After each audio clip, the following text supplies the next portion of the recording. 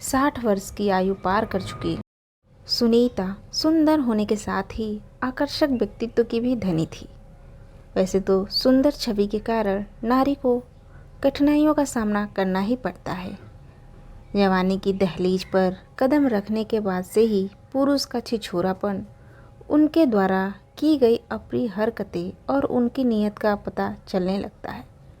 सुनीता ने भी पुरुष के ऐसे रूप अवश्य देखे थे, इसलिए वह इस तरह के लोगों को और उनकी औकात को अच्छी तरह पहचानती थी। अब तो वह दादी नानी बन चुकी थी। नाती पोतों वाली सुनीता अब अपने आप को पूरी तरह सुरक्षित समझती थी। दिखने में वह अभी भी अपनी उम्र से काफ़ी कम लगती थी।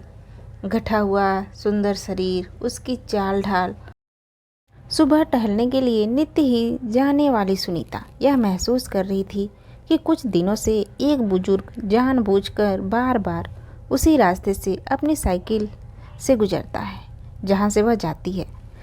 जवानी के दिनों में तो हर लड़की इस तरह की घटनाओं का शिकार होती है, उनसे जूझती रहती है।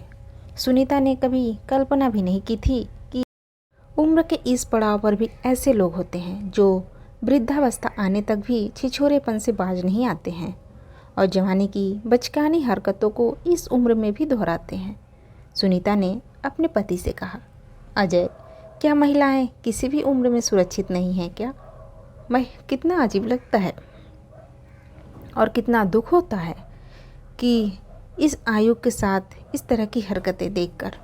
क्या संस्कार दिए होंगे उसने अपने परिवार को, खासतौर पे अपने बेटे को? अजय ने बीच में ही टोका, क्या हुआ सुनीता, ऐसी बातें क्यों कर रही हो तुम? तब सुनीता ने अजय को बताया, पिछले कुछ दिनों से एक बुजुर्ग साइकिल से बार बार मेरे पीछे आता है। उसके ऐसा करने से मुझे बहुत गुस्सा आता है और बहुत खराब लगता है। तब अजय ने सुनीता को समझाते हुए कहा, सुनीता, तुम ध्यान ही मत दो। इस तरह के लोग भी होते हैं जिनका चरित्र यदि खराब है तो वह वैसा ही रहता है, वह अपने आप को बदल नहीं पाते। लेकिन अजय, ऐसे लोगों के लिए दिल में कितनी घृणा उत्पन्न होती है, कितना गुस्सा आता है उन पर, नफ़रत के लायक होते हैं वे। काश ऐसे लोग इस नफ़रत को समझ सके और इस तरह की घटिया हरकतें करना बंद करे। अजय, मेरा मन तो करता है कि उस इंसान की बहन, बेटी और पत्नी को उसकी इस हरकत के बारे में बता दूं, लेकिन मैं सोचती हूँ कि उसके परिवार को शर्मिंदा कैसे करूँ। उसकी पत्नी को दुखी करना और बेटी के सामने एक बुजुर्ग पिता का अपमान करना मुझे ठीक नहीं लग रहा है, क्योंकि उन सभी की नज़रों में वह उनका हीरो है। हर घर में पिता अपनी बेटी के लिए उसका हीरो होता है, पत्नी के लिए सच्चा जीवन साथी और बहन के लिए रक्षा करने वाला उसका भाई होता है। इन सब के साथ ही यदि वह चरित्रहीन है तो वह इंसान दूसरी महिलाओं के लिए नफ़रत का पात्र भी हो सकता है। तुम बिल्कुल ठीक कह रही हो सुनीता।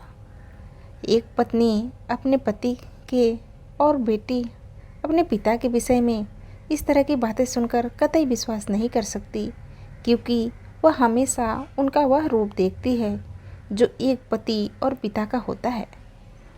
वे तो उनका वह रूप कभी देख नहीं पाती जो एक पराई स्त्री देख लेती है।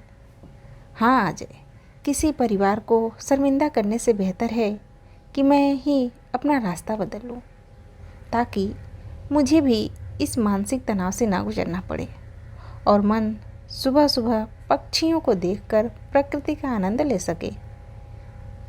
तब सुनीता को वह पुराने दिन याद आ गए जब वह सहेलियों के साथ ऐसी अप्रिय घटनाओं का शिकार हो जाया करती थी और अपना रास्ता बदल दिया करती थी। आज इस उम्र में भी रास्ता बदलना पड़ेगा, ऐसा तो सुनीता ने कभी सोचा ही न था।